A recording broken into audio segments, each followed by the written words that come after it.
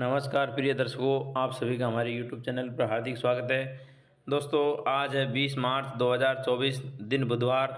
प्रिय दर्शकों, फाल्गुन मास की शुक्ल पक्ष की एकादशी है। आप इस वीडियो में देखेंगे कि शुक्ल पक्ष की एकादशी का नाम क्या है, इसमें किस वृक्ष की पूजा की जाती है और इस वृक्ष की पूजा करने से क्या फल मिलता है। सबसे पहले इस कथा का माहात्म्य किसने पूछा और किसने सुनाया, तो प्रिय दर्शकों, वीडियो के अंत तक बने रहे। जो भी दर्शक मित्रगण चैनल से नए जुड़े हो, चैनल को सब्सक्राइब कर ले और बेल आइकन को प्रेस कर ले। अब मैं कहानी को शुरू करता हूँ। एक बार 88,000 ऋषियों को संबोधित करते हुए सूत जी ने कहा, हे विप्रो, प्राचीन काल की बात है। महान राजा मानधाता ने वशिष्ठ जी से पूछा, हे वशिष्ठ जी, यदि आप मुझ पर प्रसन्न हैं तो कोई ऐसा व्रत विधान बताइए जिससे मेरा कल्याण हो सके। महर्षि वशिष्ठ जी ने कहा, हे राजन, सब व्रतों से उत्तम और अंत में मोक्ष देने वाला आमल की एकादशी का व्रत, जो कि 20 मार्च 2024 को पड़ रहा है। राजा मानधाता ने कहा, हे ऋषि श्रेष्ठ, इस आमल की एकादशी के व्रत की उत्पत्ति कैसे हुई। दोस्तों, आप सभी जानते हैं कि सारी एकादशी विष्णु भगवान के शरीर से प्रकट हुई है। इस व्रत के करने का क्या विधान है, वेदों के ज्ञाता, कृपा करके सारा वृतांत मुझे विस्तार पूर्वक बताइए।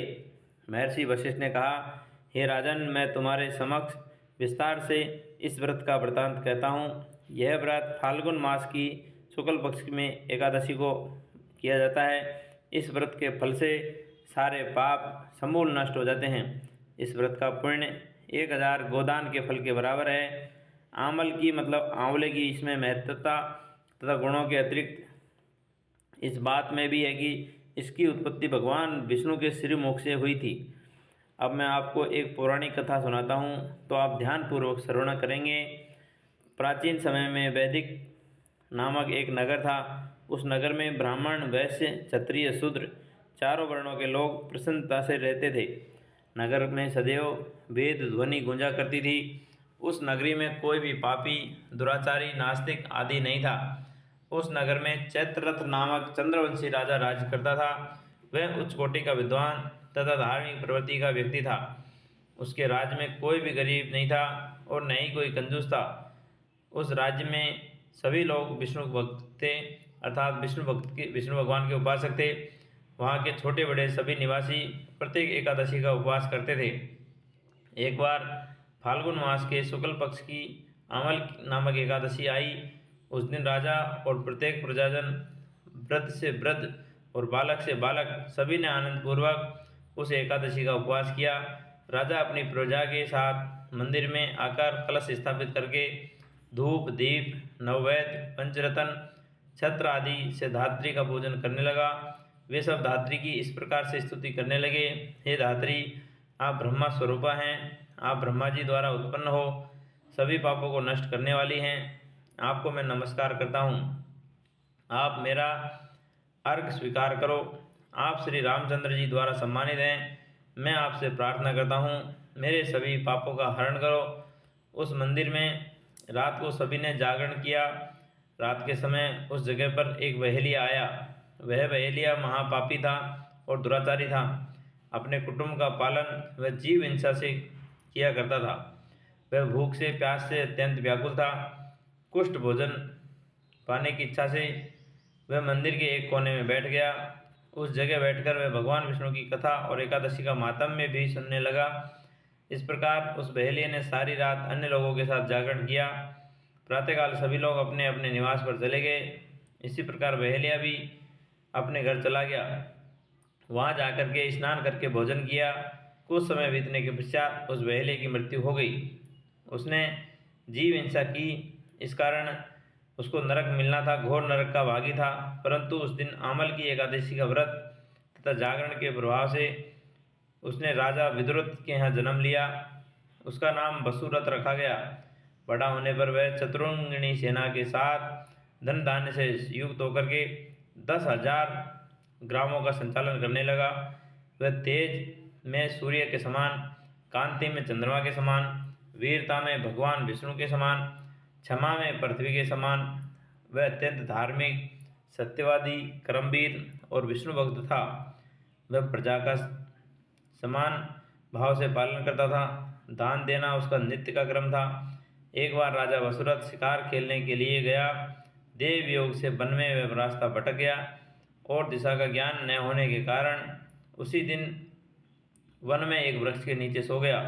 कुछ समय पश्चात पहाड़ी डाकू वहां आए और राजा को अकेला देख करके मारो मारो चिल्लाते हुए राजा वसुरथ की ओर दौड़े। वह डाकू कहने लगे, इस दुष्ट राजा ने हमारे माता पिता, पुत्र पौत्रों आदि समस्त संबंधियों को मारा है तथा देश से बाहर निकाल दिया। अब हमें इसे मारकर अपने अपमान का बदला लेना चाहिए। इतना कहकर वे डाकू राजा को मारने लगे, उस पर अस्त्र शस्त्र का प्रहार करने लगे। उन डाकुओं के अस्त्र शस्त्र राजा के शरीर पर लगते ही नष्ट हो जाते और राजा को पुष्पों के समान प्रतीत होते। कुछ देर बाद प्रभु की इच्छा से उन डाकुओं के अस्त्र शस्त्र उन्हीं पर प्रहार करने लगे, जिससे वे सभी मूर्छित हो गए। उसी समय राजा के शरीर से एक दिव्य देवी प्रकट हुई। वह देवी अत्यंत सुंदर थी तथा सुंदर वस्त्रों तथा आभूषणों से अलंकृत थी। उसकी प्रकृति टेढ़ी थी, उनकी आंखों से क्रोध की भीषण लपटें निकल रही थी। उस समय वह काल के समान प्रतीत हो रही थी। उसने देखते ही देखते उन सभी डाकुओं को समूल नष्ट कर दिया। नींद से जागने पर राजा ने वहां अनेक डाकुओं को मृत देखा। वह सोचने लगा कि इनको किसने मारा होगा। इस वन में कोई मेरा हितैषी रहता है क्या?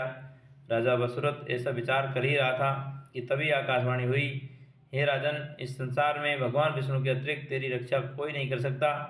इस आकाशवाणी को सुनकर के राजा ने भगवान विष्णु को स्मरण कर उन्हें प्रणाम किया, फिर अपने नगर को वापस आ गया। सुखपूर्वक राज्य करने लगा। महर्षि वशिष्ठ ने कहा, हे राजन, यह आमल की एकादशी के व्रत का प्रभाव था। जो मनुष्य एक भी आमल की एकादशी का व्रत करता है वह प्रत्येक कार्य में सफल होता है और अंत को वैकुंठ धाम को पाता है। कथा का सार, प्रिय दर्शकों, भगवान श्री हरि की शक्ति हमारे सभी कष्टों को हरती है। यह मनुष्य की ही नहीं अपितु देवताओं की भी रक्षा करती है। इसी शक्ति के बल से भगवान विष्णु ने मधु और कैटव नामक के राक्षसों को संहार किया था। इसी शक्ति से उत्पन्ना एकादशी बनकर मुर नामक असुर का वध किया था, देवताओं के कष्टों को हरकर उन्हें सुखी किया था। प्रिय दर्शकों, ये था आज की कथा का सारांश। आशा करता हूँ कि ये जो कहानी थी आप सभी को अच्छी लगी होगी। दोस्तों, हो सके तो जीवन में सभी को एक बार एकादशी का व्रत करना चाहिए। सभी को राधे राधे, हरिओम, जय श्री नारायण भगवान की।